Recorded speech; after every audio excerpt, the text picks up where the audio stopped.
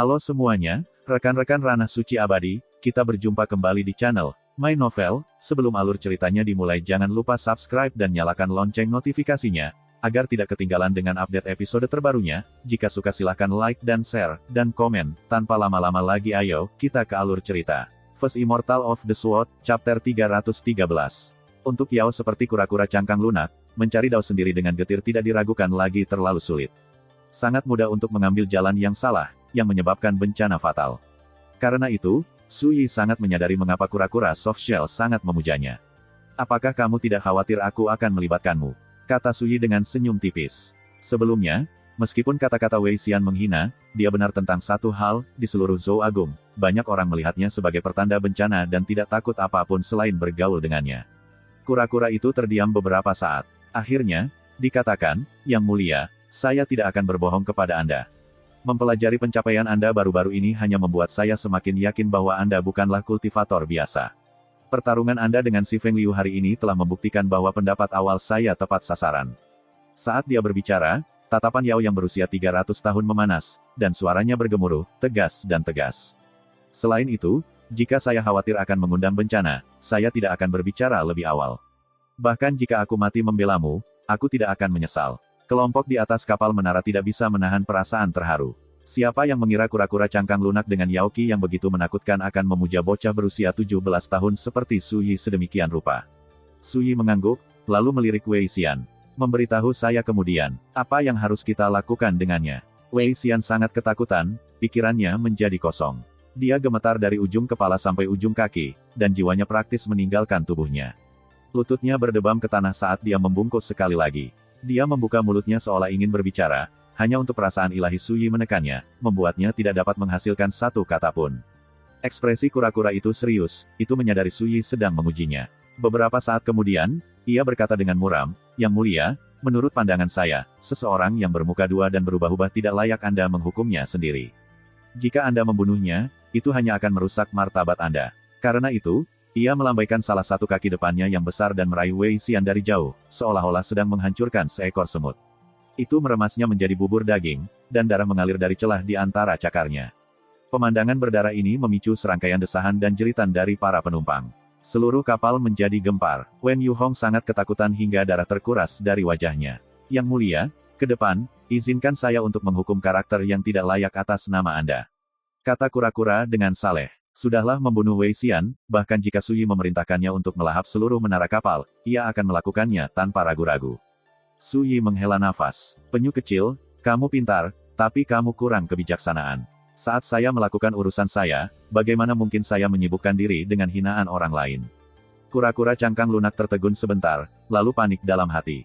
Diasumsikan itu telah gagal dalam ujian, Su Yi, jadi dia buru-buru berkata, Yang Mulia. Jangan katakan lagi, kata Su Yi sebelum bisa melanjutkan. Bakat dan bakatmu mungkin kurang, tapi ketulusanmu langka dan berharga, dan keberanianmu dalam menghadapi kematian patut dipuji. Tunggu ke samping. Dia kemudian berjalan di udara dan mendarat kembali di kapal menara. Ketika dia melihat kedatangan Su Yi yang tiba-tiba, Wen Yu Hong sangat terkejut sehingga dia secara naluriah mundur beberapa langkah, dan rambutnya berdiri tegak. Dia mengira Su Yi ada di sini untuk membunuhnya. Tapi bagaimana Su Yi bisa memperhatikan karakter kecil seperti dia? Dia mengabaikan Wen Yu Hong sepenuhnya. Sebaliknya, dia melirik Fu Qingyuan dan Gu Chaining. Mau naik kura-kura kecil ini sampai ke Jade Capital bersamaku, kalian berdua.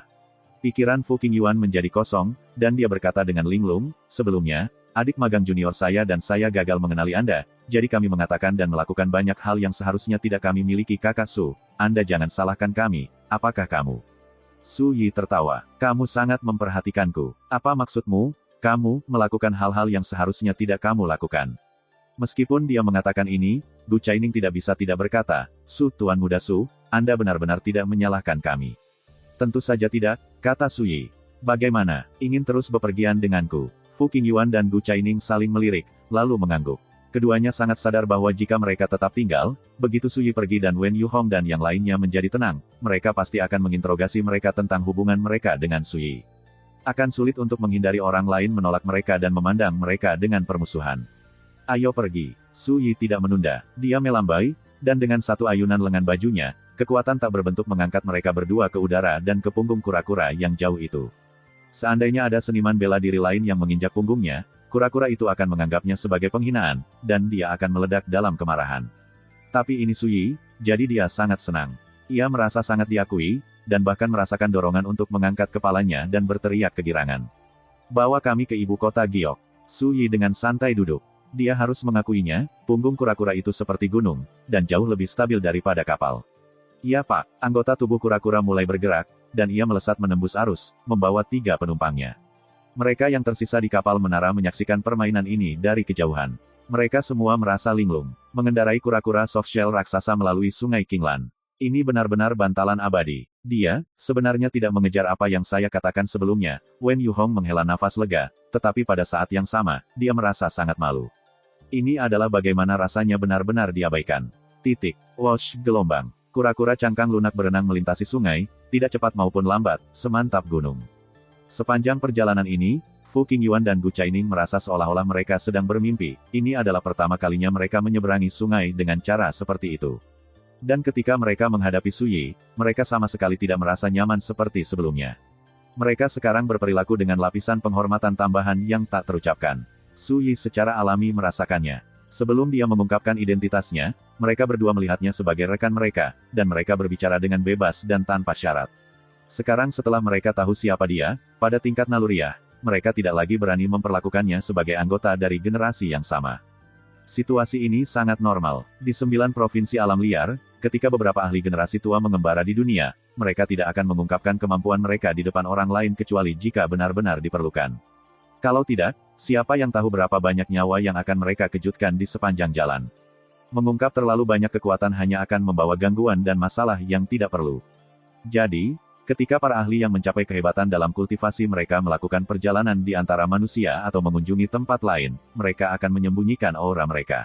Beberapa bahkan akan menyamarkan penampilan mereka. Bagian dari ini adalah untuk menghindari mengejutkan orang lain, sementara bagian dari ini adalah untuk menghindari orang lain mengganggu mereka.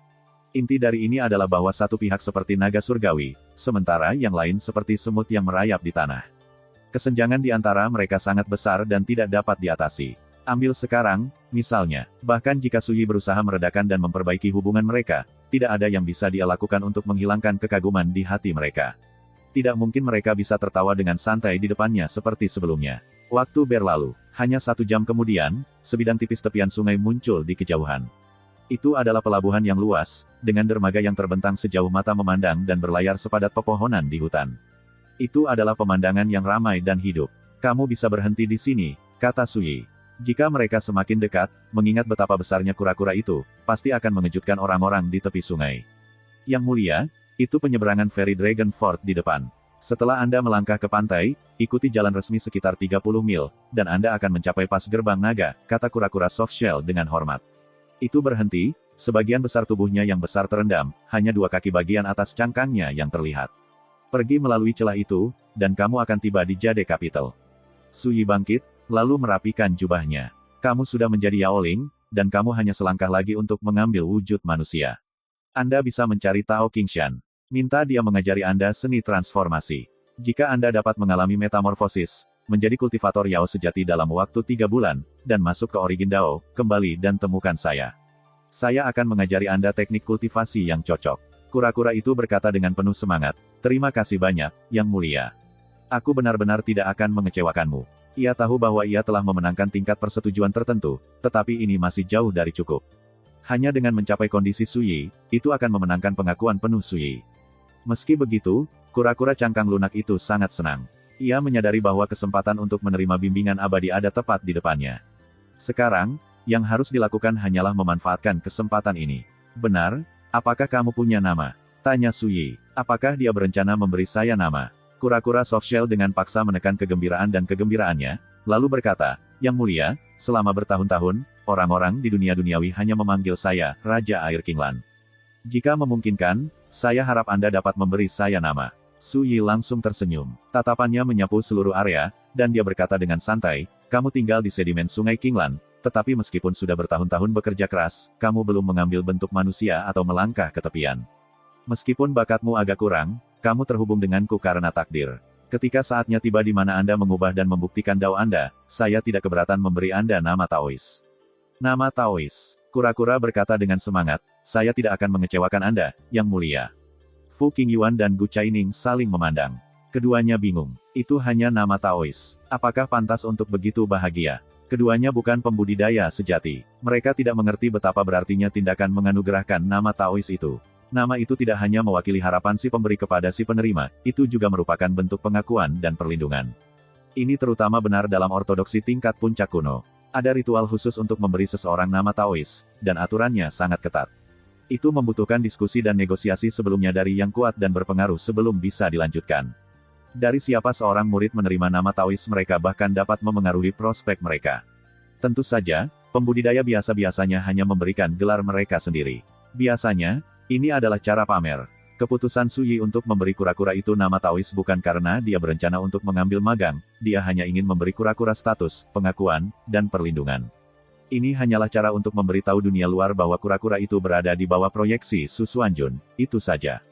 Fu Qingyuan dan Gu Chaining tidak mengetahui semua ini. Mereka secara alami tidak mengerti mengapa kura-kura itu begitu bahagia. Ayo pergi. Su Yi melambaikan lengan bajunya, dan kekuatan tak terlihat mengangkat teman-temannya saat dia berjalan ke tepi sungai, berjalan langsung melintasi permukaan air. Hati-hati, Yang Mulia. Kura-kura itu mengucapkan selamat tinggal dengan hormat.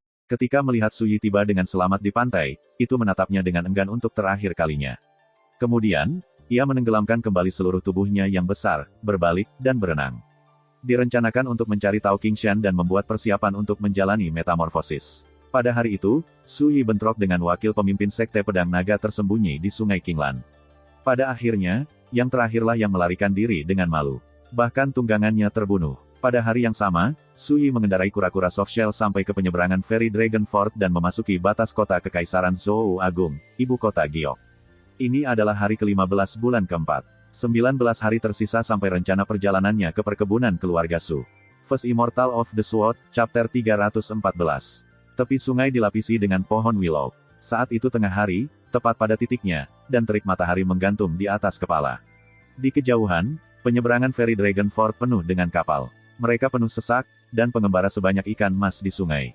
Itu adalah pemandangan yang sangat hidup. Tidak lama setelah Su Yi mencapai pantai, seekor Swiftlight Sparrow turun dari langit, membawa surat tersegel dan kantong kain di cakarnya yang tajam. Kemudian, di bawah tatapan tertegun Fu Qingyuan dan Gu Chaining, Su Yi mengambil surat itu, membukanya, dan membaca isinya. Tuan muda, setelah Anda tiba di ibu kota Giok, Anda dapat melanjutkan ke jalur menguntungkan di sisi barat kota. Anda dapat mengambil tempat tinggal sementara di halaman ketiga di Peachglip Alley, tempat yang disebut Pinewin Villa. Sudah kosong selama bertahun-tahun. Tolong, terimalah dengan senyuman. Ibu kota Giok adalah kota kekaisaran, dan perbatasannya mencakup menara bintang 108. Masing-masing diawaki oleh seorang ahli dari pengawal naga bayangan, yang mengawasi gangguan di dalam kota untuk mencegah timbulnya bencana. Tuan muda, saat Anda melakukan urusan Anda, tetap waspada, atau pengawal naga bayangan akan mengincar Anda. Kami tidak dapat mengirim pesan melalui Swiftlight Sparrow dalam batas kota. Jika Anda memiliki bisnis dengan kami, harap hancurkan Golden Bridge Talismans yang kami sertakan di dalam tas kain. Paviliun 10 arah akan mengirim orang-orang kami untuk bertemu dengan Anda segera. Akhirnya, kami ingin mengucapkan selamat kepada Anda sebelumnya atas perjalanan yang sukses ke Jade Capital. Catatan itu ditandatangani oleh Biksu Hongji. Setelah selesai membacanya, Su Yi dengan santai menghancurkan surat itu, lalu membuka tas kainnya. Ada 10 jimat emas di dalamnya. Inilah yang disebut Golden Bridge Talismans. Su Yi berpikir sejenak, lalu melepas 2. Dia menyerahkan satu ke Fu Qingyuan dan yang lainnya ke Gu Chaining. Jika, setelah memasuki kota, hubunganmu denganku melibatkanmu, kamu dapat menghancurkan ini untuk meminta bantuan.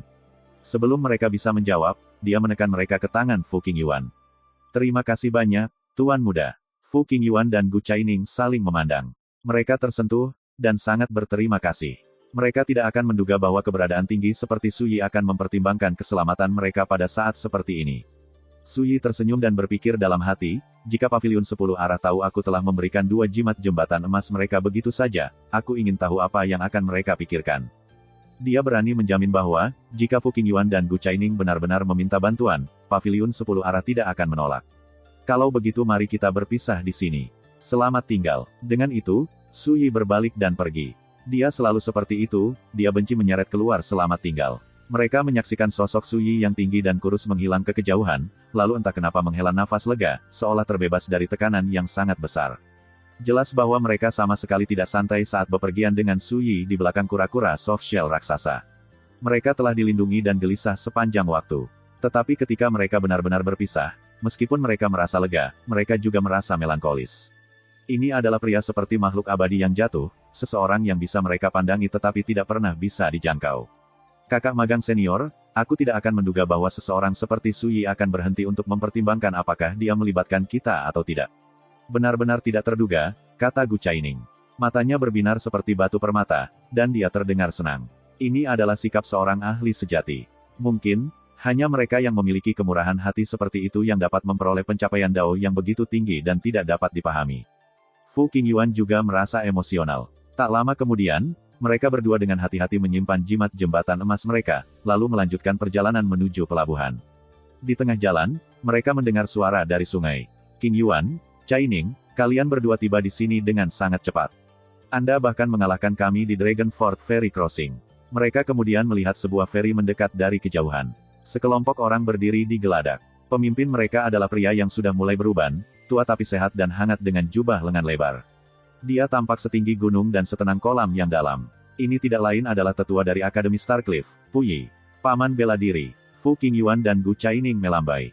Keduanya tampak bersemangat. Setelah semua yang mereka lalui, melihat Pu Yi terasa seperti menemukan seseorang yang bisa mereka andalkan dengan aman. Mereka berada di samping diri mereka sendiri dengan kebahagiaan. Tak lama kemudian, kapal mendekati pantai, dan Pu Yi memimpin teman-temannya ke geladak.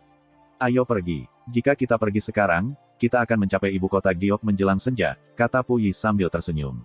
Untuk kompetisi seni bela diri musim gugur tahun ini, Grand Elder dari Starcliff Academy berinisiatif untuk memimpin seluruh kelompok murid ke Jade Capital.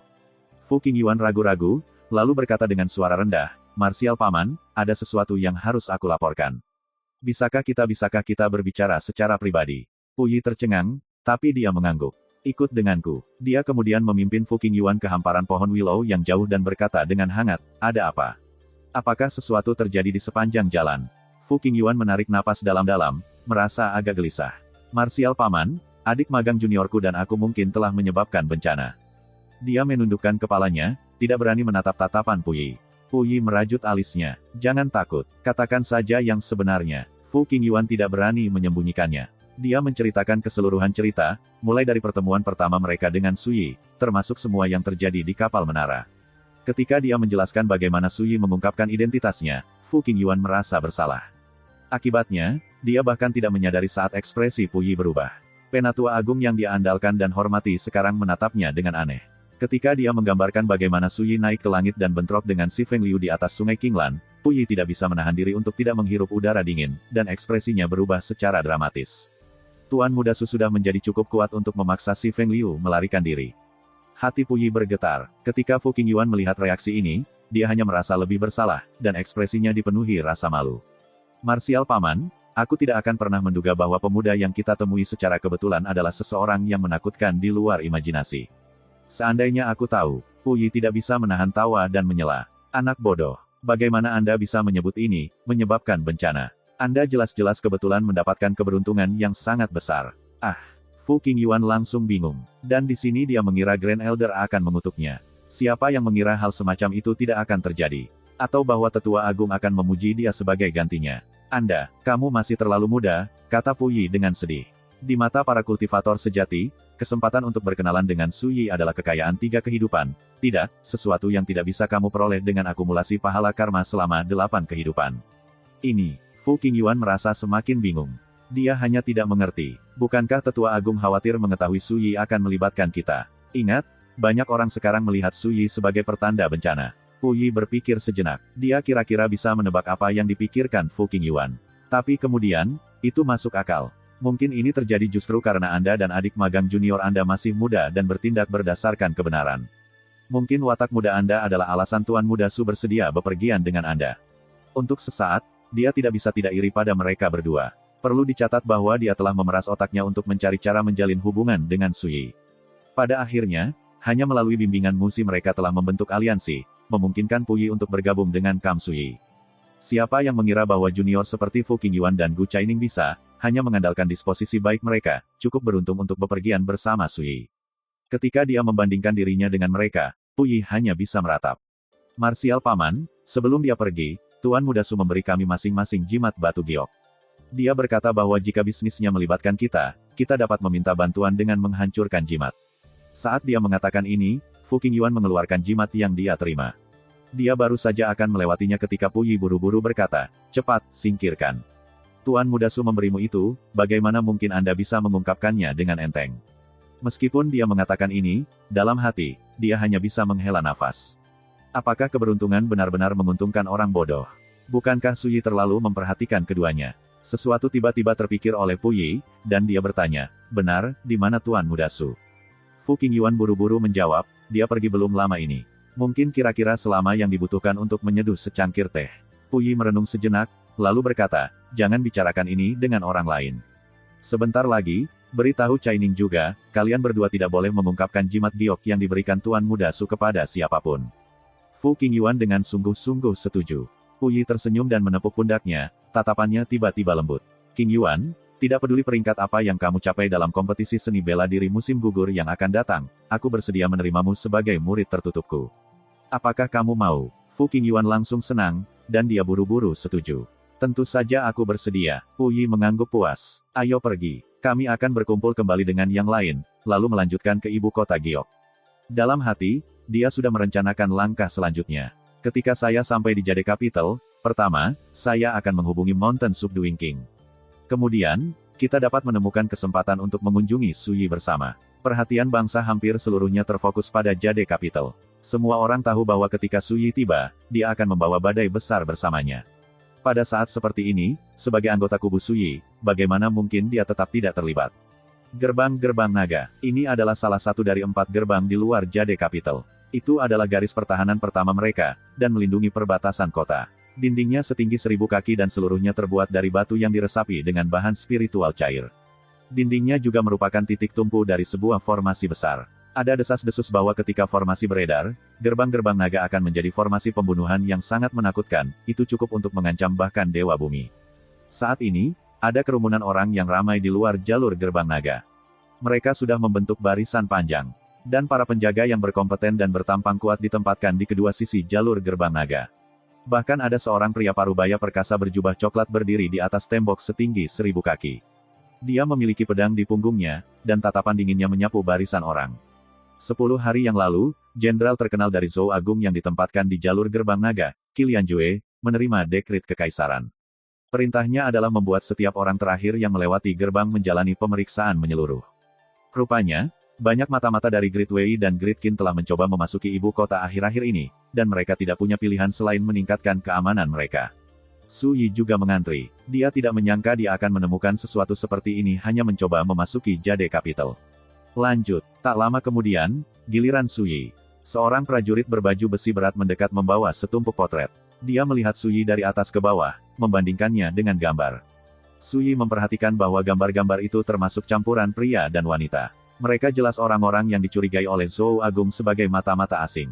"Apakah Anda memiliki bukti identitas Anda?" Sesaat kemudian, prajurit itu menyimpan potret-potret itu dan bertanya. Su Yi menggelengkan kepalanya. Kenapa dia menyiapkan sesuatu seperti itu? "Jika Anda tidak memiliki identitas, kami perlu mengambil langkah tambahan untuk membuktikan identitas Anda," kata prajurit itu dengan sedikit mengernyit. Dia mengeluarkan cermin perunggu dan berkata dengan tegas, "Berdiri tegak dan jangan bergerak."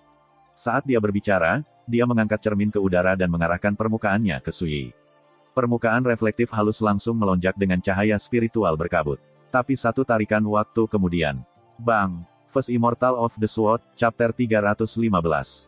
Cermin perunggu prajurit itu adalah karya ahli penyulingan militer Zhou Agung, dan itu disebut cermin roh persepsi kebenaran. Itu bisa membuka kedok siapa saja yang telah mengubah penampilan mereka dan melihat melalui penyamaran mereka. Itu juga bisa mengetahui apakah seseorang adalah Yao atau hantu dalam wujud manusia. Tentu saja, itu hanya efektif untuk mereka yang berada di bawah level Origin Dao. Namun sekarang, harta ini telah meledak berkeping-keping tanpa alasan yang jelas. Hal seperti ini belum pernah terjadi sebelumnya. Prajurit itu awalnya tertegun, tetapi kemudian, ekspresinya berubah secara dramatis, dan dia berteriak sekuat tenaga, sesuatu telah terjadi. Suaranya menyebar ke seluruh area sekitarnya. Para prajurit yang ditempatkan di sekitar celah semuanya mencengkeram senjata mereka, mata mereka berkilat karena listrik saat pandangan mereka tertuju pada Su Yi. Aura keras dan pembunuh langsung menyapu seperti badai. Orang-orang yang mengantri di belakang Su Yi semuanya panik. Mereka berteriak dan melarikan diri lebih jauh, dan ketika mereka melihat Suyi, mata mereka penuh keraguan dan ketakutan. Suasana langsung menindas. Namun, Suyi hanya berdiri di sana, setenang sebelumnya. Satu-satunya perbedaan adalah alisnya sekarang sedikit berkerut. Cermin perunggu kecil seperti itu. Itu agak terlalu lemah, bukan? Itu bahkan nyaris tidak menyentuh jiwanya, tapi masih hancur, begitu saja. Siapa kamu? Cepat beritahu kami nama Anda, atau Anda akan dieksekusi tanpa pengadilan. Teriak seorang tentara, tatapannya sinis. Para prajurit terdekat berkumpul menjadi formasi pertempuran. Mereka sepenuhnya lapis baja, dan semua senjata mereka diarahkan ke Suyi, siap untuk menyerang pada saat itu juga. Ini adalah elit, dan semuanya memiliki kultivasi. Mereka telah mengatasi pertumpahan darah yang tak terhitung jumlahnya, membuat mereka tak tertandingi dengan seniman bela diri biasa. Saat aura mereka menyebar, orang-orang di dekatnya bergetar, dan hati mereka bergetar. Bahkan sebelum Suyi sempat berbicara, suara yang dingin dan khusyuk menggelegar seperti guntur. Itu terpancar dari atas dinding batu yang besar dan kokoh. Apa yang terjadi? Itu adalah pria parubaya berbaju abu-abu, yang membawa pedang. Dia menatap ke bawah dari atas, mengunci Suyi. Komandan, sebelumnya, saya mencoba menggunakan cermin roh kebenaran persepsi pada orang ini, hanya untuk harta karun itu pecah berkeping-keping. Saya curiga ada masalah dengan identitasnya, kata penjaga dengan suara keras. Tatapan pengguna pedang parubaya langsung berubah tajam dan mengintimidasi. Untuk apa kalian semua berdiri di sana? Cari tahu siapa dia. Jika dia berani melawan, bunuh dia di tempatnya berdiri. Auranya ganas dan sombong. Iya Pak, para prajurit maju untuk melaksanakan perintah mereka, dan ketika mereka memandang Suyi, tatapan mereka tidak bersahabat. Suyi tertegun. Kamu bahkan tidak akan memberiku kesempatan untuk berbicara lebih dulu. Jika kamu datang diam-diam, kami secara alami akan memberimu kesempatan untuk menjelaskan dirimu sendiri. Kata penjaga yang menginterogasi Suyi tadi. Lalu, dia melambai. Tangkap dia. Para pelancong yang menonton dari jauh saat ini dimainkan tidak bisa tidak bersukaria dalam kemalangan Suyi.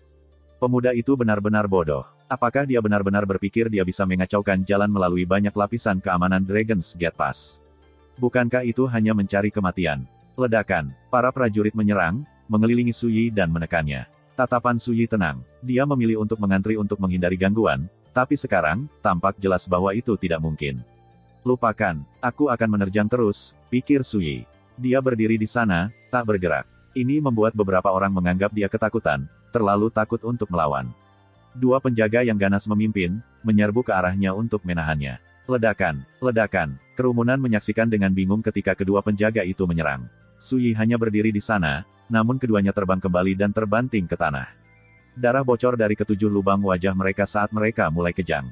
Perputaran yang tiba-tiba ini membuat orang banyak tertegun. Cepat, serang sekaligus. Seseorang berteriak. Ada lebih dari 100 tentara. Mereka semua menghunus pedang mereka, ujungnya yang tajam dan berkilau sepadat pohon di hutan. Mereka menyerang dalam formasi yang rapi dan menyerbu ke arah Suyi bersama. Ledakan. Tanah berguncang saat lebih dari 100 penjaga, masing-masing dengan kultivasi, menyerbu sekaligus. Pemandangan itu bahkan akan membuat seorang Grandmaster putus asa. Suyi masih tidak bergerak. Dia hanya melambaikan lengan bajunya, tampak bosan. Kemudian, di bawah tatapan tidak percaya dari kerumunan, badai angin sepertinya menyapu para prajurit yang padat, membuat mereka semua terbang ke udara. Ah, sialan, apakah ini semacam sihir Yao? Tidak, teriakan ketakutan terdengar, dan segera, lebih dari 100 tentara tergeletak di tanah, semuanya hitam, biru, dan bengkak. Banyak yang mengalami patah tulang dan tendon patah. Teriakan memilukan terdengar. Suyi berdiri sendirian di depan gerbang yang luas, dikelilingi oleh tentara yang kalah di semua sisi. Adegan ini membuat para penonton yang jauh terkesiap. Mereka membeku, kaget. Yang dia lakukan hanyalah mengibaskan lengan bajunya, tapi dia mengalahkan lebih dari 100 pasukan elit. Siapa sebenarnya kamu? Apakah Anda tahu konsekuensi dari apa yang baru saja Anda lakukan? Di atas dinding, ekspresi pengguna saber parubaya berubah, dan dia berteriak. Dia mengira pria muda seperti Suyi tidak akan terlalu tangguh. Bahkan jika ada sesuatu yang mencurigakan tentang identitasnya, tidak mungkin dia berani menolak penangkapan. Lagi pula, ini adalah gerbang-gerbang naga Zhou Agung. Salah satu dari 4 pintu masuk ke kota kekaisaran. Jangankan seniman bela diri biasa, bahkan leluhur bela diri Xiantian yang perkasa tidak akan berani menerobos masuk atau bertindak sembarangan. Ini karena melakukan hal itu sama saja dengan memprovokasi seluruh Zhou Agung, dan membuat musuh seluruh kekaisaran. Apa leluhur bela diri Xiantian yang berani menanggung konsekuensi dari itu? Inilah mengapa Komandan Parubaya begitu percaya diri, dan mengapa dia langsung mengeluarkan perintah agar Suyi ditangkap dan diinterogasi. Namun sekarang, dia menyadari situasinya tidak terlihat baik. Suyi menatap pria di dinding dan, tanpa membuang kata-kata, mengulurkan tangannya dan meraih. Ledakan, benturan teredam terdengar saat pria itu jatuh dari tembok dan mendarat di depan Su Yi. Bahkan bumi berguncang, mengaduk awan debu. Darah menyembur dari mulut dan hidung pria itu, dan dia melihat bintang-bintang. Luka-lukanya parah. Ini, seluruh area terdiam. Dia menjangkau melalui udara, dengan mudah menekan komandan yang ditempatkan di jalur gerbang naga dan melemparkannya ke tanah. Itu terlalu sulit dipercaya. Pemandangan itu mengguncang hati mereka. Ketika mereka selanjutnya melihat Su Yi, ekspresi mereka telah berubah total, seolah-olah mereka sedang melihat dewa. Apakah Anda berencana untuk menjadi musuh dengan seluruh Zhou Agung? Pria yang terluka memegang pedang berteriak, keterkejutan dan ketakutan tertulis di seluruh wajahnya. Su Yi berkata dengan datar, bisakah sosok sepele sepertimu mewakili seluruh Zhou Agung? Konyol. Dengan itu, dia berjalan ke depan seolah ingin pergi. Selingan kecil ini sama sekali tidak menarik baginya. Lebih baik mencapai Jade Capital lebih cepat daripada nanti, makan makanan enak, dan tidur nyenyak. Itu akan jauh lebih berarti daripada membuang-buang waktu di sini. Tapi sebelum dia mengambil lebih dari beberapa langkah, suara yang kasar dan agung terpancar dari jauh. Kamu menyebabkan masalah di wilayahku, dan di atas itu, kamu berencana untuk memaksa masuk melalui gerbang. Sepertinya kamu sama sekali tidak menganggapku serius. Suara itu masih bergema di udara saat sebuah kelompok muncul dalam bidang pandang orang banyak. Pemimpinnya adalah seorang pria berbaju besi berat. Dia bersenjata lengkap, dan dia terlihat sekuat mungkin. Langkahnya sekuat naga atau harimau, dan matanya bersinar dengan cahaya yang mendominasi. Ini Jenderal Qi. Teriakan kaget terdengar, dan kerumunan itu gempar. Qi Lianjue. Dia adalah salah satu jenderal paling terkenal dari Zhou Agung, dan dia telah ditempatkan di jalur gerbang naga selama 20 tahun. Dia adalah leluhur bela diri Xiantian, dan yang sangat bereputasi pada saat itu. Rumor mengatakan bahwa, di masa mudanya, dia menghabiskan waktu bertahun-tahun berkultivasi di sekte pedang naga tersembunyi. Setelah itu, dia mendapatkan kekaguman dari Kaisar Zhou Agung, yang memproklamasikannya sebagai seorang jenderal. Dia sekarang mengawasi seluruh pasukan, dan statusnya sangat termasyur. Su Yi langsung berbalik, lalu meliriknya. Setelah melihatnya sebentar, sedikit penghinaan muncul di wajahnya. Aku benci mengatakannya, tapi kamu benar-benar di bawah perhatianku. Ekspresi Qi Lianjue menjadi gelap. Dia sangat marah sehingga dia tertawa. Sungguh anak anjing yang kurang ajar dan kurang ajar. Jika kamu berhasil melewati Dragon's Gate Pass hari ini, aku akan segera mengundurkan diri dari posisiku, melepaskan armorku, dan kembali ke field. Suaranya menggelegar, naik ke awan. Deklarasi yang kuat dan gagah berani ini mengesankan banyak dari mereka yang hadir. Dalam hati mereka berseru, itu luar biasa. Tapi saat itulah kecantikan mengejutkan berbaju biru di samping Qi Lianjue mau tidak mau berbisik, Jenderal, jangan marah. Itu Su Yi. Kenapa aku harus peduli siapa dia? Apakah kamu baru saja mengatakan bahwa dia adalah Su Yi? Pada awalnya, kata-kata Qi Lianjue penuh dengan penghinaan, tetapi dia dengan cepat bereaksi. Ekspresinya menjadi kaku, dan matanya melebar saat dia menatap tajam ke arah pemuda yang berdiri di depan pas gerbang naga. Rasa dingin menjalar ke atas dan ke bawah tulang punggungnya, mencapai sampai ke bagian belakang kepalanya. Seolah-olah dia disambar petir. Dia hanya berdiri di sana, tertegun. Suasana di sekitar Dragon's Gate Pass langsung menjadi aneh dan tertahan. Saat ini, pria jangkung dan agung di sisi lain Qi Lianjue telah melangkah maju. Dia buru-buru mendekat dan mengepalkan tinjunya. Tuan Muda Su, Jenderal Qi adalah kakak magang senior saya. Dia tidak tahu siapa Anda, mengakibatkan kesalahpahaman. Saya harap Anda tidak akan mengejar masalah ini.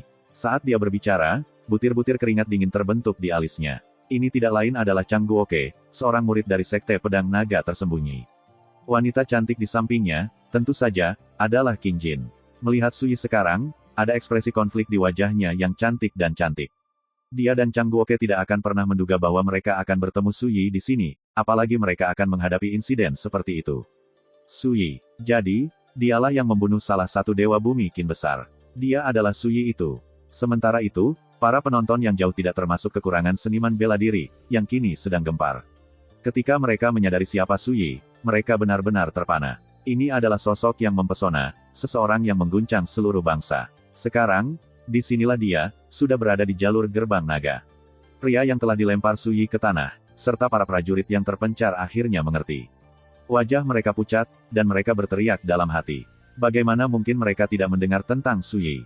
Akhir-akhir ini, nama Su Yi menimbulkan kegemparan besar dan gelombang yang tak terhitung jumlahnya di ibu kota Giok.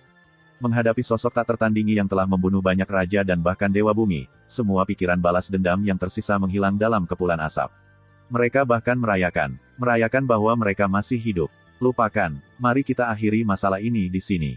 Suyi melirik Chang Guoke yang tampak panik dan memutuskan untuk tidak melanjutkannya lebih jauh. Qilian Jue dalam hati menghela napas lega, tapi dia tidak bisa menahan diri untuk terlihat canggung dan tidak nyaman. Dia baru saja menyatakan bahwa jika Suyi berhasil melewati pintu gerbang naga, dia akan menyerah pada kehidupan militer dan menjadi seorang petani. Dalam sekejap mata, kenyataan telah menamparkan wajahnya tanpa ampun, dan apakah itu menyengat? Dia benar-benar mempermalukan dirinya sendiri kali ini. First Immortal of the Sword, Chapter 316. Ketika dia melihat Suyi tidak berniat mengejar ini, Chang Guoke mengepalkan tinjunya dengan rasa terima kasih. Terima kasih banyak atas kemurahan hati Anda. Pendekar pedang dengan janggut keriting jelas membuat Suyi jauh lebih kagum dari sebelumnya. Namun, tidak ada ketidaknyamanan bercampur dengan rasa hormatnya. Dia sepertinya memiliki sesuatu untuk dikatakan, namun dia tidak bisa mengatakannya. Jelas ada sesuatu yang aneh tentang suasana hatinya. Suyi berkata sambil berpikir, dan di sini kupikir setelah aku membunuh Lu Dongliu dan teman-temannya, sebagai pewaris sekte pedang naga tersembunyi, kau juga akan memandangku dengan permusuhan. Chang Guoke langsung merasa canggung dan sedikit malu. Beberapa waktu berlalu sebelum dia tertawa getir, Tuan Muda Su, kamu menyelamatkan hidupku. Saya, Chang Guoke, bukan tipe orang yang membalas kebaikan dengan permusuhan. Terjebak di tengah seperti ini pasti tidak nyaman, kata Suyi. Tidak perlu untuk ini, aku lebih peduli tentang hati daripada sisa-sisanya. Bahkan jika sektemu memaksamu untuk menjadi musuhku, aku tidak akan marah padamu. Chang Guoke tertegun. Saat itulah bangau berbulu api turun dari langit. Seorang Taois tua dengan sikap abadi menunggangi punggungnya. Terlepas dari usianya, matanya seterang anak-anak. Ini adalah gambar seorang abadi yang mengendarai bangau, dan pemandangan itu membuat seluruh area menjadi gempar. Ekspresi Chang Guoke, King Jin, dan Qilian Jue langsung serius saat mereka menyambut pendatang baru ini. Murid-murid Anda menyambut Anda, Guru. Taois Pineflem. Dia adalah tetua tertinggi dari sekte pedang naga tersembunyi, ketiga dalam senioritas sekte tersebut. Dia juga seorang earthly immortal yang sudah lama terkenal. Ketika seniman bela diri yang hadir mengenali Pineflem Daois, mereka tidak bisa menahan diri untuk tidak terkesiap. Semua tampak tertegun. Ini adalah eksistensi yang mirip dengan keabadian atau dewa, dan sudah bertahun-tahun sejak terakhir kali dia menunjukkan dirinya di depan umum. Namun sekarang, disinilah dia, mendarat di depan pas gerbang naga di belakang sebuah bangau. Suasana langsung khusyuk dan menindas. The Pineflem Daois turun dan mendarat di tanah. Tatapannya menyapu daerah sekitarnya. Apa yang baru saja terjadi? Suaranya menggelegar seperti bel pagi atau gendang senja, menyebar jauh dan luas. King Jin segera melangkah dan membisikkan penjelasan singkat. Suara mendesing. Ketika dia selesai, tatapan mengintimidasi Taois Pineflem berderak dengan listrik. Dia menatap Suyi yang jauh, tatapan aneh melayang ke wajahnya. Kamu Suyi. Suyi berkata dengan tenang, sepertinya hanya sedikit orang di dunia ini yang berani menyamar sebagai diriku. The Pineflem Daois terdiam sesaat. Tiba-tiba, dia menunjuk ke Chang Guoke. Magang, ikut aku, biarkan dia pergi. Nada suaranya tidak meninggalkan ruang untuk argumen. Chang Guoke langsung merasa tertekan, dan dia ragu-ragu.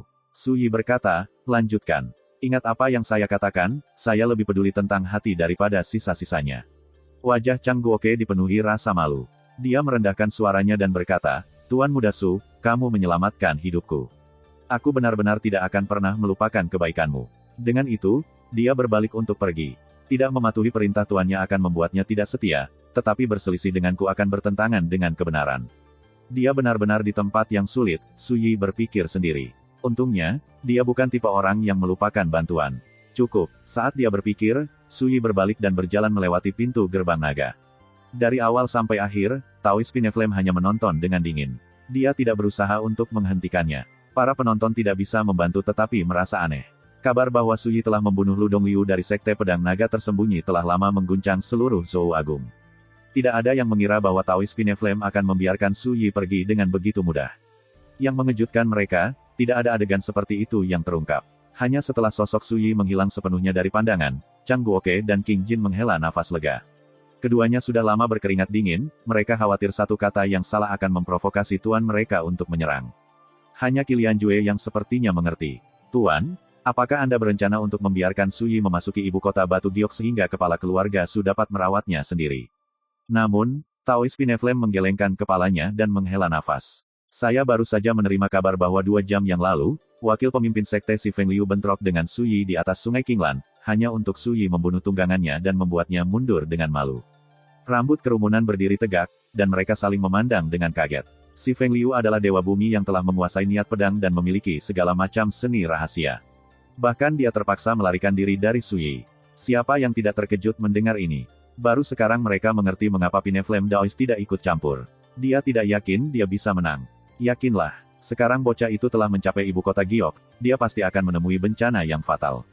Ketika saatnya tiba, Sekte Pedang Naga tersembunyi tidak perlu mengambil tindakan, dia hampir tidak memiliki kesempatan untuk keluar dari sini hidup-hidup, kata Daoist Pineflame dengan dingin. Yang perlu kita lakukan sekarang adalah menarik garis antara dia dan kita. Kami benar-benar tidak dapat memiliki koneksi sedikit pun dengannya. Saat dia berbicara, dia melirik Chang Guoke dan King Jin. Peringatan tersirat itu mudah terlihat. Chang Guoke merasa sedih, dan dia menghela nafas pada dirinya sendiri. Emosi King Jin rumit dan sulit untuk ditunjukkan. Dia dan Su Yi bukan teman, dia bahkan pernah menamparkan wajahnya sekali, yang membuatnya marah dan kesal sejak saat itu. Dia seharusnya senang mengetahui bahwa Su Yi akan menghadapi banyak bahaya yang berpotensi fatal di sini di Jade Capital. Namun untuk beberapa alasan, dia tidak bisa mengaturnya. Ayo, kita juga harus pergi ke ibu kota. Daoist Pineflame kemudian membawa Chang Guoke dan King Jin pergi. Sementara itu, elang burung pipit pembawa pesan meninggalkan jalur gerbang naga dan terbang ke langit, melesat menuju ibu kota batu Giok dengan kecepatan setinggi mungkin. Su Yi telah tiba di jalur gerbang naga. Ini adalah berita besar, dan mereka harus segera melaporkannya. Jadi ini adalah ibu kota Giok. Ini sebenarnya agak mengesankan. 1 jam kemudian, Su Yi melihat garis besar sebuah kota muncul di kejauhan, tepat di atas cakrawala. Tidak ada akhir yang terlihat. Dinding 1000 kaki menjulang ke langit, seperti naga raksasa. Di bawah cahaya langit, mereka bersinar dengan kilauan emas, pemandangan yang luar biasa. Asap cerobong dunia fana naik ke udara, dan fluktuasi energi spiritual yang padat sangat mengejutkan. Selain itu, sesekali ada awan asap ungu, tetapi ini hampir tidak mungkin dilihat orang biasa. Ini adalah ki kekaisaran yang unik untuk tanah-tanah dengan seorang kaisar di tempat tinggal. Udara ungu terbang dari timur, dan kaisar memerintah 10.000 wilayah. Inilah pola urat nadi bangsa. Bangsa fana manapun akan, ketika memutuskan di mana akan membangun ibu kotanya, meminta seorang kultivator yang mahir dalam geomansi mencari pembuluh darah roh. Ini akan memberkati dan memperkaya bangsa. Tentu saja, bagi Su Yi, apa yang disebut udara kekaisaran, sebenarnya adalah aura massa yang tak berbentuk. Mereka yang memenangkan dukungan rakyat menjadi putra surga, manusia seperti naga sejati. Mereka bisa mengarahkan nasib seluruh bangsa. Tetapi setelah kehilangan dukungan rakyat, aura kolektif mereka akan meninggalkan Anda dan menghilang seperti kepulan asap. Seorang kaisar bagi bangsanya seperti patung berhala bagi kuilnya. Dia menerima kekuatan iman dari massa, yang secara alami termanifestasi sebagai aura yang tidak dapat dipahami dan ilahi. Bahkan ada pembudidaya yang berspesialisasi dalam menggunakan dupa dunia fana untuk membuktikan dao mereka. Mereka menggunakan dupa dan ekspresi pemujaan lainnya untuk mengumpulkan kekuatan iman massa dan membentuk tubuh emas. Ini adalah Dao of Vincenze. Namun, ini hanyalah cabang kultivasi yang menyimpang. Beberapa bahkan menganggapnya sebagai jalan sesat atau bengkok, dan sebagian besar ortodoksi kuno tingkat puncak meremehkan pendekatan ini. Udara ungu dari Jade Capital adalah yang terbaik. Jika saya tidak salah, Kaisar Zhou Agung saat ini belum membobol origin Dao. Atau mungkin, sejak dia duduk di atas tahta dan menerima tanggung jawab atas kemakmuran bangsa, mencapai Dao asal menjadi jauh lebih sulit jika dia melakukannya, masa akan menyingkirkannya. Apa yang dibutuhkan masyarakat umum? Jelas bukan seorang kultivator yang terpaku untuk mencapai keabadian dan mengejar Dao. Seperti yang dipikirkan Su Yi, dia berjalan santai ke depan. Namun, Su Yi juga tahu betul bahwa selalu ada pengecualian. Harapan Kaisar untuk membuktikan Dao saat memerintah masa telah berlalu dengan cepat, tetapi ini tidak sepenuhnya mustahil. Yang dia butuhkan hanyalah meniru para pembudidaya yang mengandalkan Dao of Vincenze, menggunakan keyakinan masa sebagai fondasinya di Grand Dao. Dengan begitu, dia bisa melambung ke ketinggian yang lebih tinggi. Kerugian dari pendekatan ini adalah bahwa meskipun keyakinan kolektif dapat memberi Anda kekuatan, itu juga dapat menghilangkannya. Jika bangsa gagal menjadi makmur, jika rakyat tidak puas, jika bangsa runtuh, kultivasi seseorang akan mengalami serangan balik. Tapi kemudian, tidak ada keraguan tentang itu, Kaisar tidak mengejar jalan itu. Kalau tidak, udara ungu yang menyelimuti ibu kota tidak akan begitu biasa. Saat dia mendekati gerbang kota yang menjulang tinggi dan megah, dia secara bertahap melihat lalu lintas manusia mengalir masuk dan keluar kota, dan suara hiruk-pikuk terdengar dari jauh. Dia masih berada di luar kota. Ini hanyalah sekilas pertama dari suasana ramai ibu kota nasional. Ketika dia melihat ini, ingatan muncul tanpa diminta pada pandangan Su Yi. Musim dingin tahun ke-14, dia menerjang badai salju dan meninggalkan keluarga Su dan ibu kota Giok sendirian. Sekarang, 3 tahun kemudian, dia kembali. Namun, dia bukan lagi anak laki-laki yang lemah dan kesepian seperti dulu. Kenangan saya tentang kota ini benar-benar telah terukir di tulang saya. Jika saya tidak memutuskan dendam ini, itu akan memengaruhi kondisi mental saya ke depan. Tatapan Su Yi dalam dan sulit dipahami, seperti genangan air dari sumur kuno. Dia dapat dengan jelas merasakan bahwa ketika dia berdiri di depan Jade Capital, ingatan yang telah lama dia segel jauh di dalam hatinya bangkit kembali, mengalir ke dalam kesadarannya seperti air yang menerobos bendungan. Dia tidak berusaha menghentikan hal ini terjadi. Semua ini adalah pengalamannya dalam hidup ini. Tidak perlu menekan mereka. Pada akhirnya, kebencian dan amarah yang membara memenuhi hati dan pikirannya. Ini adalah kebencian terhadap keluarga Su dari Jade Capital. Kemarahan setelah kematian ibunya telah menumpuk selama bertahun-tahun. Api kemarahan berkobar di dalam dirinya, dan tidak ada cara untuk menyingkirkan atau membubarkannya begitu saja. Setelah beberapa saat, Su Yi menghirup udara keruh, meletakkan tangannya di belakang, dan menyelinap ke arus lalu lintas manusia yang ramai. Dia melewati gerbang, dan tak lama kemudian, sosoknya yang tinggi dan kurus menghilang dari pandangan. Hari itu, berita kedatangan Su Yi di Jade Capital menyebar ke seluruh kota dengan kecepatan tercepat, menarik perhatian banyak orang. Dia meninggalkan provinsi kekaisaran dan memulai perjalanannya ke ibu kota Giok pada tanggal 4. Siapa yang mengira bahwa dia benar-benar berhasil di sini hidup-hidup? Desah seorang penatua dengan penuh emosi. Bocah itu membunuh Dewa Bumi dalam perjalanannya ke sini. Badai telah terjadi di ibu kota Giok sejak lama. Sekarang dia ada di sini, akhirnya tirai dibuka. Aku hanya tidak tahu seberapa besar gangguan yang akan ditimbulkan Su Yi, atau bagaimana ini akan berakhir untuknya. Beberapa orang sangat bersemangat. Cepat, kirim seseorang untuk menyelidiki. Cari tahu di mana dia tinggal dan berapa banyak faksi yang bertindak secara rahasia. Cepat tentang itu. Para pemimpin dari beberapa faksi kota yang lebih menonjol menangkap aroma yang sama sekali berbeda, dan mereka meneruskan perintah mereka, membuat mata-mata mereka bekerja.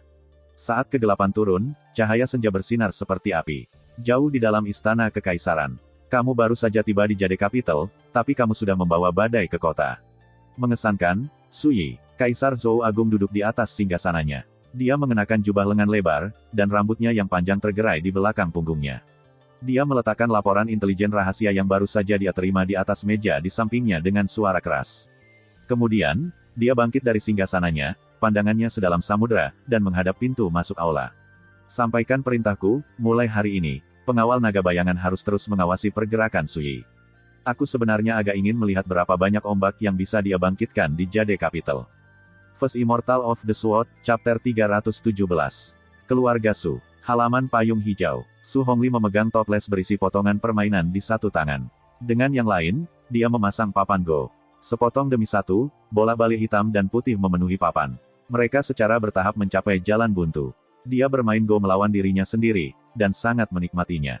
Baru setelah malam tiba, Su Hongli tiba-tiba mengerutkan alisnya, menghela nafas, lalu menyapukan lengannya ke seluruh papan Go. Di dunia ini, tidak ada yang lebih sulit dikalahkan daripada diri sendiri. Itu benar di Go, dan juga benar di kultivasi. Tetua Taois sudah menunggu cukup lama. Ketika dia mendengar ini, dia tidak bisa menahan diri untuk berkata, saat kamu bermain permainan papan, kamu berharap untuk menempatkan setiap bidak tanpa penyesalan. Ketika Anda berkultivasi, Anda berharap untuk maju tanpa hambatan. Su Hongli tertawa dan bangkit. Semua orang mengerti itu pada prinsipnya ya, tapi sulit untuk diterapkan. Saudara Taois, Anda telah menunggu cukup lama sekarang. Apakah Anda memiliki bisnis yang mendesak? Penatua itu mengangguk. Su Yi telah tiba di ibu kota Giok. Kegelapan berangsur-angsur semakin dalam, dan cahaya lampu berkedip-kedip tertiup angin malam. Hah, Su Hongli tertawa. Tapi kemudian, ini sesuai harapanku. Tetua itu berkata dengan lembut, hari ini juga Su Yi bentrok dengan si Feng Liu di atas sungai Qinglan. Dia membunuh tunggangan si Feng Liu, membuatnya melarikan diri dengan panik. Selain itu, di gerbang-gerbang naga, Taois Api Pinus hanya melihat saat Su Yi pergi, dia tidak berusaha menghentikannya. Su Hongli terdiam. Ketika dia berbicara beberapa saat kemudian, nadanya penuh dengan kebencian. Si Feng Liu selalu menjadi anggota yang tidak kompeten dari yang dimiliki. Dia menganggap dirinya lebih tinggi dari rekan-rekannya, tapi itu konyol, dia merebut cangkang seorang sarjana belaka tanpa kultivasi sedikitpun. Fondasinya kurang, dan bakatnya tidak terkecuali. Karena keterbatasan tubuh kedagingannya, tidak peduli seberapa besar kemampuannya, dia tidak mungkin berarti banyak. Dia berhenti sejenak, lalu melanjutkan, adapun Taois Pineflem, dia selalu berhati-hati, dan dia tidak melihat gambaran besarnya. Dia kurang keberanian, dan kemajuannya pasti akan mandek di Origin Dao, dia tidak layak diperhatikan. Sama sekali tidak mengherankan jika mereka berdua tidak berani melawan putraku yang tidak layak sampai mati. Dia menyampaikan evaluasi ini dengan santai dan alami, tetapi dengan aura superioritas. Kata-katanya dipenuhi dengan penghinaan yang tidak terselubung. Tapi Taois tua itu tampaknya menganggap ini sangat biasa, dia tidak sedikit terkejut. Setelah berpikir sejenak, dia berkata, Yang Mulia telah mengeluarkan keputusan. Dia meminta pengawal naga bayangan mengawasi pergerakan Suyi. Namun, sepertinya dia tidak berniat menekan Suyi. Sebaliknya, dia tampaknya tertarik untuk melihat gangguan seperti apa yang akan dibawa Suyi ke ibu kota. Su Hongli tertawa. Saya membayangkan Yang Mulia penasaran untuk melihat apakah putra saya yang tidak layak atau saya muncul sebagai pemenang. Taois tua itu diam. Tatapan Su Hongli dalam dan serius, dan dia berkata dengan tenang, saya telah mengasingkan diri di sini selama lebih dari 1 dekade, dan saya tidak mengindahkan urusan duniawi. Yang Mulia kemungkinan besar bertanya-tanya seberapa jauh kultivasi saya telah berkembang. Tidak ada salahnya mengambil kesempatan ini untuk menunjukkan padanya. Taois tua tidak bisa membantu tetapi memperingatkannya, rekan Taois, zaman Radiant belum ada pada kita. Jika Anda mengungkapkan kekuatan Anda terlalu dini, saya khawatir itu akan mengundang masalah yang tidak perlu. Ingat, faksi kultivasi dari Great Xia semuanya sudah mulai mengambil tindakan. Agen mereka berkeliaran di seluruh benua Azure. Tidak masalah, kata Su Hongli. Saya hanya berurusan dengan putra saya yang tidak layak. Tidak perlu menggunakan kekuatan penuhku. Saat dia berbicara, dia berjalan kembali ke kamarnya. Sudah larut, saudara Taois, tolong jaga dirimu. Penatua tertegun sejenak, lalu, dia menggelengkan kepalanya. Pada akhirnya, ini adalah masalah keluarga Su, dan melibatkan masa lalu yang sangat tersembunyi. Tidak baik baginya untuk terlibat. Saat itu larut malam, dan bulan sabit tergantung di atas kepala, berkilau seperti ujung pisau. Jauh di dalam Pitchglip Alley Auspicious Land, di dalam Pinewin Villa. Suyi bersandar di kursi anyamannya, sangat puas. Kediaman ini cukup baik, itu elegan dan tenang dengan tersebar, menjulang tinggi, serta petak bunga, kebun sayur, kolam, dan gazebo. Ketika Suyi tiba, terlihat jelas bahwa seseorang baru saja membersihkannya. Semuanya rapi, dan bahkan tempat tidurnya pun baru. Sekarang, duduk di halaman dan menatap bulan yang bersinar di atas kepala, mendengarkan gemerisik pohon pinus, Suyi merasa sangat santai. Sebelumnya, dia berjalan-jalan di sekitar Pitchglip Alley.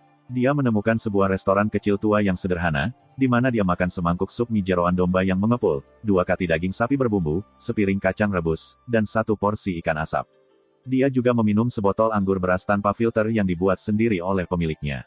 Makanan dan anggur memiliki rasa yang luar biasa. Jika tidak ada hal sepele yang perlu dikhawatirkan, ini akan menjadi malam yang indah, gumam Suyi pada dirinya sendiri. Aduh, segenggam lalat merusak pemandangan. Masih berbaring di kursinya, dia mengulurkan tangannya ke udara dan meraih. 30 kaki jauhnya, jarum pinus tipis melesat keluar dari pohon yang menjulang tinggi, berhenti dan melayang di atas telapak tangan kanan Suyi. Jarum pinus itu tipis dan hijau, dan melayang di sana seperti miniatur pedang terbang. Suyi melepaskan kekuatan melalui jari-jarinya untuk mengendalikannya, dan itu menari dan berputar di atas telapak tangannya.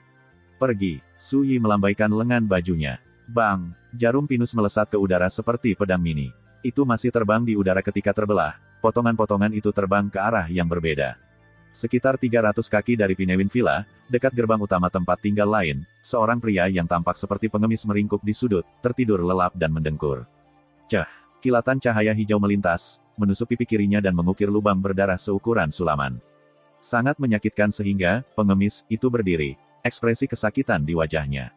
Sementara itu, di luar Pitchglip Alley, seorang penjual hau berlapis gula tua gemetar, dan dengusan rendah keluar dari bibirnya.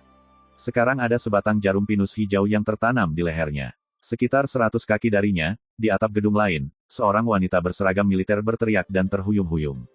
Ubin di bawah sepatunya pecah, dan dia hampir jatuh. Adegan serupa dimainkan, satu demi satu, dalam radius 1000 kaki dari Pinewin Villa. Setiap sosok bayangan yang bersembunyi di kegelapan menemukan diri mereka tertusuk oleh jarum pinus. Tanpa kecuali, wajah mereka dipenuhi dengan kepanikan, dan hawa dingin menjalari punggung mereka. Selanjutnya, suara tenang muncul di samping luka mereka, bergema langsung di telinga mereka. Beritahu faksi di belakangmu bahwa mulai sekarang, siapapun yang berani memasuki Pitchglip Alley dan mengganggu ketenanganku akan dibunuh tanpa ampun. Enyahlah. Setiap kata dipukul dengan kekuatan palu besar, menghantam jiwa mata-mata. Segala sesuatu di depan mereka menjadi hitam, dan ki serta darah mereka melonjak. Mereka hampir merasa seolah-olah mereka akan runtuh. Tak lama kemudian, para informan dari berbagai faksi terkemuka di ibu kota Giok semuanya kabur. Tidak ada yang berani berlama-lama. Malam itu juga, kata peringatan Suyi menyebar ke seluruh Jade Capital, langsung menimbulkan keributan entah berapa banyak.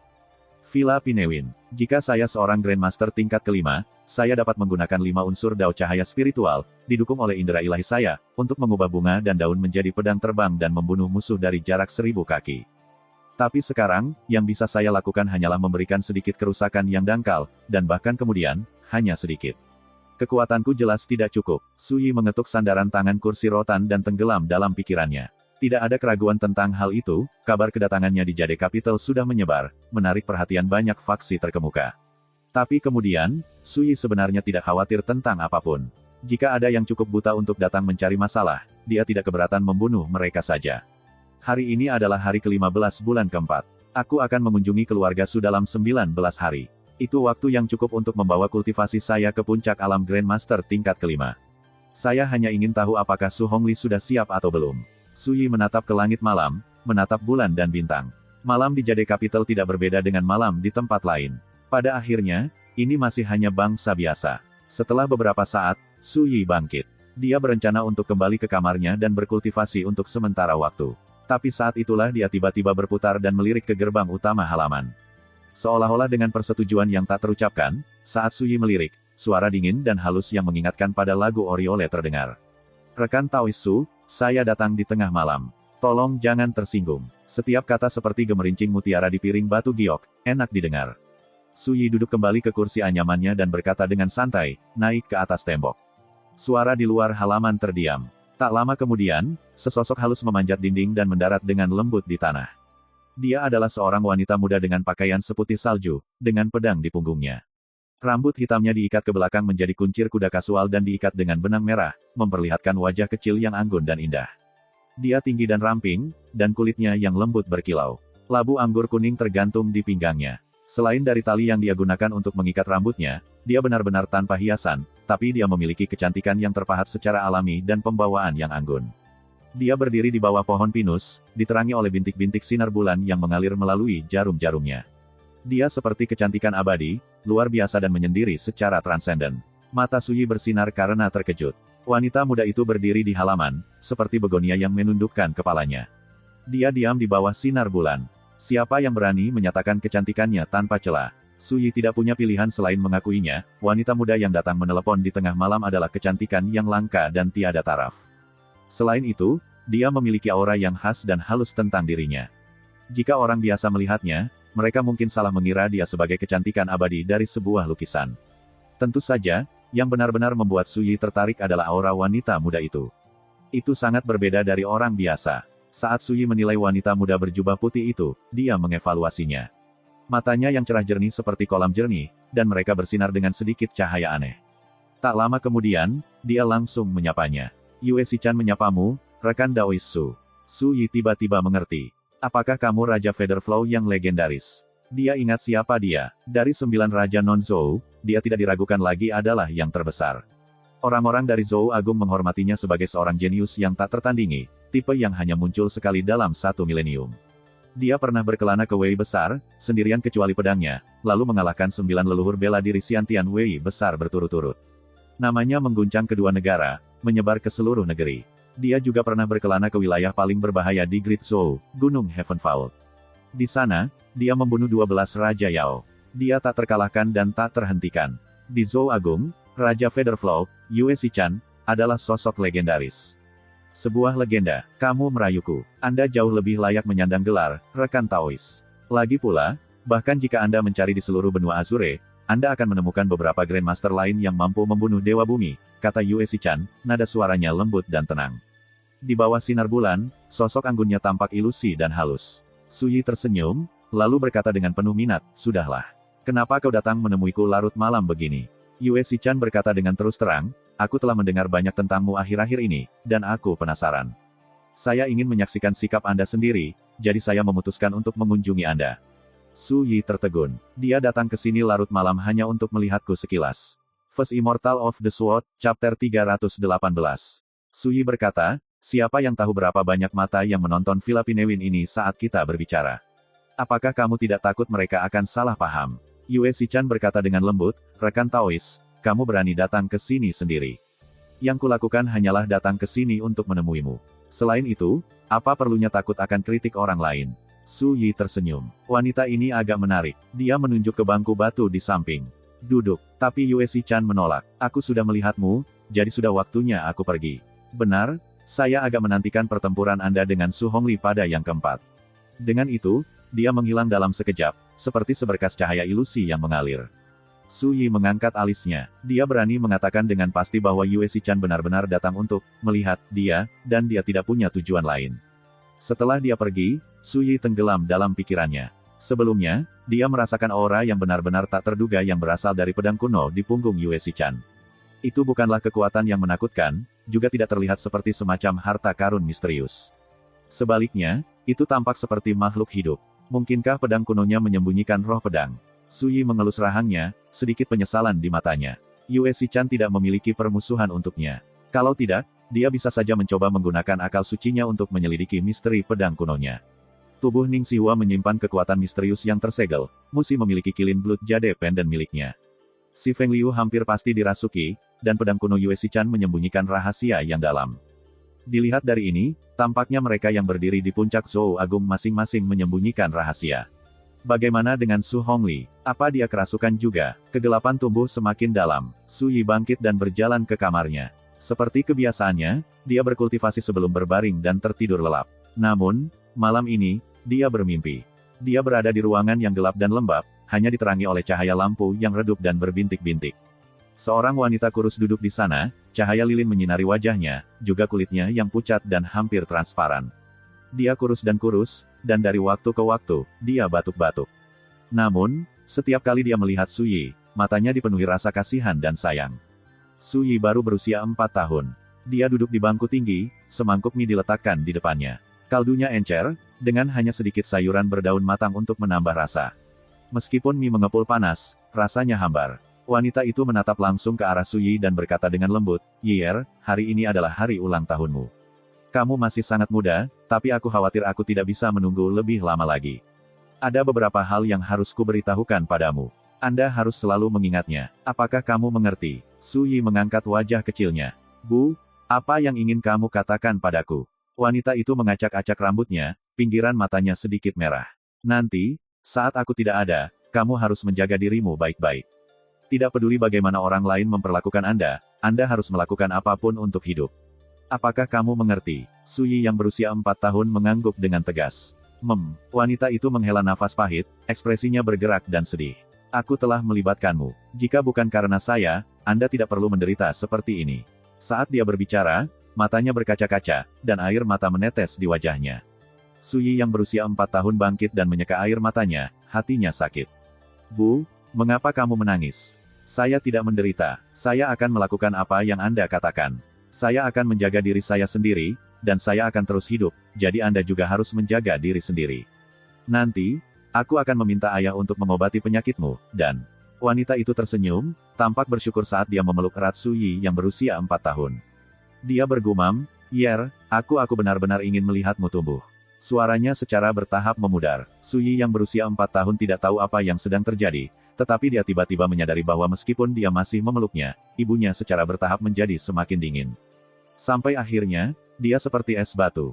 Itu adalah hari kedua bulan lunar kedua, hari naga mengangkat kepalanya. Ulang tahunnya, sekaligus hari ibunya meninggalkan dunia ini. Bagian atas meja itu, nyaris tak terlihat di bawah cahaya lilin yang berkelap-kelip. Semangkuk mie ulang tahun yang hambar dan encer. Lengan-lengan itu memegangnya erat-erat saat pemiliknya diam-diam meninggal. Semuanya adalah gambaran yang tidak akan pernah meninggalkannya. Pemandangan mimpi tiba-tiba berubah. Apa? Seseorang menamparkan Su Yi tepat di wajahnya, membuatnya terlempar ke belakang. Dia mendarat lebih dari 100 kaki jauhnya, wajahnya yang tampan langsung merah dan bengkak. Rasa sakit yang membara menyengat pipinya, dan darah mengalir dari sudut bibirnya. Dia mengepalkan tinjunya erat-erat, matanya berkobar dengan kebencian saat dia menatap tajam ke siluet yang jauh itu. Pria yang menabraknya tampak setinggi gunung.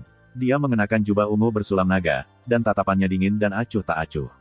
Auranya mengesankan dan lalim, dengan sikap bermartabat sebagai penguasa atau dewa. "Su Hongli, anak yang tidak layak, aku sudah tahu selama bertahun-tahun bahwa kamu selalu memendam pikiran untuk membalaskan dendam ibumu yang jalang. Jika darahku tidak mengalir melalui pembuluh darahmu, aku akan mengeksekusimu sejak lama." Su Hongli berdiri dengan tangan di belakang, matanya berkilat seperti kilat. Auranya menakutkan, dan ketika dia melihat Su Yi, tatapannya dingin dan acuh tak acuh. Seolah-olah Suyi sama sekali bukan putranya, melainkan semut yang menggelikan dan menggelikan. Sekarang, aku hanya ingin tahu satu hal. Apakah kamu membunuh ibuku? Suyi menyeka darah dari bibirnya, suaranya serak. Matanya merah, dan dadanya naik turun. Bahkan saat menghadapi pertanyaan ini, Su Hongli hanya mengerutkan alisnya dengan jijik. Ketika saya, Su Hongli, melakukan urusan saya tidak perlu menjelaskan diri saya kepada siapapun, apalagi kepada Anda, putra saya yang tidak layak dan memalukan. Jangan biarkan aku melihatmu lagi, atau, dalam kapasitasku sebagai pemimpin keluarga Su, aku akan membunuh kerabatku sendiri atas nama kebenaran. Kemudian, dengan satu kibasan terakhir dari lengan bajunya, dia berbalik dan pergi. Sosoknya yang kokoh dan agung menghilang dalam sekejap mata, tetapi suaranya masih bergema di udara. Setiap kata seperti pisau yang menusuk hati Suyi. Hatinya mendidih dan bergejolak dengan kebencian. Dia merasa seolah-olah dia akan meledak, dan dia harus mengatupkan giginya untuk menekan keinginan untuk mengaum. Suyi, kamu hanyalah putra seorang selir, dan sekarang, kamu juga telah kehilangan kultivasi. Anda bukan lagi murid teratas dari sekte luar Blue River Sword Manor. Bahkan ayah tidak pernah ingin melihatmu lagi. Bersikaplah baik dan terima takdirmu. Seorang pemuda berwajah menjanjikan dengan jubah brokat berjalan mendekat dan berjongkok di depan Suyi sambil tersenyum. Tatapannya mengasihani. Su Boning, putra Su Hongli dan istrinya yang sah, Yu Qingxi. Tentu saja, aku di sini bukan untuk memanfaatkan kesempatan untuk mengejekmu. Tidak, saya di sini membawa berita. Beberapa hari yang lalu, ibuku mengatur pernikahan untukmu. Kedepan, yang harus Anda lakukan adalah menjalani hari-hari Anda dengan damai sebagai menantu laki-laki. Mata Su Boning menyipit saat dia mengulurkan tangan dan menepuk pipi Suyi. Gerakan itu benar-benar memalukan. Oh, benar, saya tidak ingin melihat Anda di Jade Capital lagi. Kalau tidak, jangan salahkan adikmu ini karena ketidakberdayaannya. Tiba-tiba, pemandangan ini menghilang seperti gelembung sabun yang pecah. Suyi bergidik dan terbangun dengan kaget.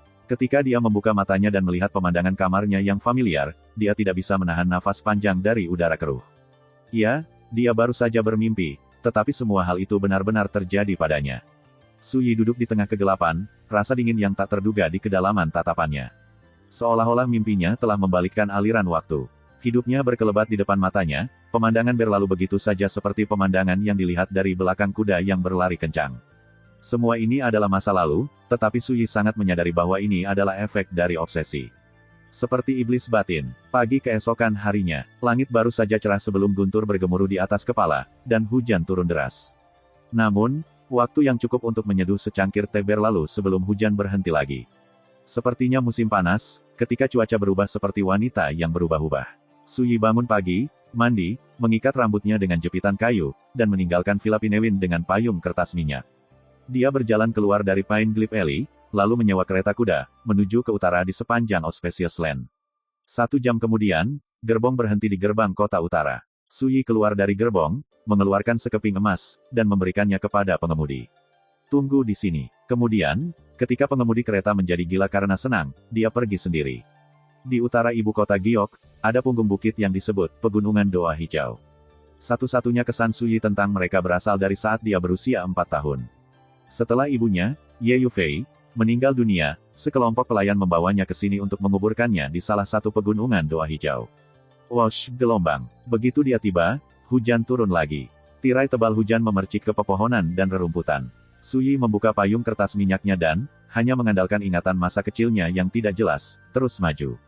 Tak lama kemudian, dia berhenti di tengah jalan mendaki gunung. Di sini, di ladang yang ditumbuhi rumput liar, terbentang sebuah kuburan. Pohon cemara putih telah ditanam di sampingnya. Tidak ada penanda kuburan, itu hanya kuburan tanpa hiasan yang ditutupi rumput liar. Suyi melihat ke kuburan. Dia merasa seolah-olah dia berusia 4 tahun lagi. Saat itu juga hujan deras. Dari awal hingga akhir, bahkan setelah Ye Yufei berada di tanah, Su Hongli tidak pernah muncul. Tidak ada satupun anggota keluarga Su dari Jade Capital yang datang. Suyi ingat berlutut di sini di lumpur dan hujan, menatap kuburan dengan bingung. Bahkan air mata pun tidak jatuh dari wajahnya. Dia masih sangat muda sehingga dia masih belum mengerti. Dia tidak tahu apa arti kematian. Hanya ketika para pelayan membawanya pergi, dia panik dan berteriak, "Saya ingin pergi dengan ibu saya." Para pelayan tertawa terbahak-bahak. Mereka berkata, "Ibumu sudah meninggal. Jika Anda ingin pergi bersamanya, Anda harus mati juga." Kemudian, tanpa memedulikan emosinya, mereka menangkapnya, berbalik, dan pergi. Tidak peduli berapa banyak dia menangis, meratap, dan meronta, tidak ada yang mencoba menghiburnya. Sejak hari itu, dia menjadi seseorang yang tak seorang pun di keluarga Su cukup peduli untuk bertanya. Bahu dingin, penindasan, ejekan seluruh masa kecilnya tidak lain adalah kegelapan yang panjang. Su Yi hanya bisa menghela nafas. Meskipun dia bereinkarnasi untuk berkultivasi lagi, ketika dia memikirkan kembali masa lalunya, kesedihan yang tak dapat dijelaskan menggenang di dalam hatinya. Dia mengingat Ye Yufei sebagai wanita yang sangat kuat dan lembut. Meskipun dia berada di bawah tahanan rumah dan meskipun dia sakit, dia tidak pernah sekalipun mengungkapkan kesedihannya di hadapannya. Su Yi berdiri di sana dalam diam selama beberapa waktu, lalu melambaikan tangannya. Ki pedang tak terlihat menyapu, merobek rumput liar di sekitar kuburan sampai ke akarnya. Angin kencang bertiup kencang, dan segera, tanah menjadi bersih. Pada hari keempat bulan kelima, aku akan mengunjungi keluarga Su untuk mengumpulkan persembahan. Lalu, pada tanggal 5, aku akan kembali menemuimu lagi, kata Su Yi. Dengan itu, dia berjalan kembali menuruni gunung sambil membawa payung kertas minyaknya. Di masa lalunya, dia adalah Sword Master of Abstruse Force, penguasa 9 provinsi alam liar. Tapi semua itu di masa lalu. Dalam kehidupan ini, dia adalah putra Ye Yufei. Dan sebagai putranya, dia secara alami harus membalaskan dendam ibunya. Dia harus mengakhiri dendam ini dan membersihkan penyumbatan emosinya. Segera setelah meninggalkan punggungan, Su Yi berhenti, lalu melirik ke tirai hujan di kejauhan. Sosok tinggi dan parah berdiri di bawah pohon, kedua tangan di belakang punggungnya. Dia juga melihat Su Yi, mengawasinya turun dari gunung. Guntur bergemuruh, dan kilat melesat di atas kepala, bergema di seluruh hutan belantara, mengguncang hati dan mengejutkan jiwa. Terima kasih, sampai jumpa di episode berikutnya.